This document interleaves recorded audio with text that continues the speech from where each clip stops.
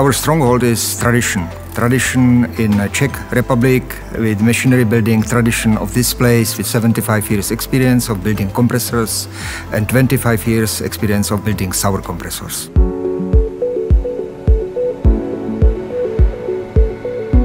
So we started with Sauer production 25 years back. We started with simple parts and we developed more and more knowledge about complicated parts, about sub-assemblies and assemblies. We are manufacturing the parts and assembling the compressor blocks, testing them and sending to our partners in the Sauer Group. We are basically the main manufacturer of the parts for Sauer. We are building all the parts, almost all the parts with some small exceptions, and we are assembling the compressor blocks for the full range of what is Sauer offering on the market.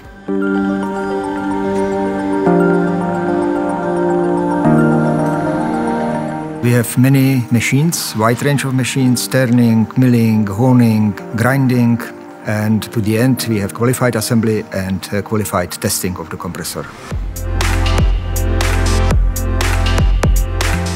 Needless to say, we are not only manufacturing and assembling, but we are also taking part in development and research of the compressors together with our colleagues in Germany.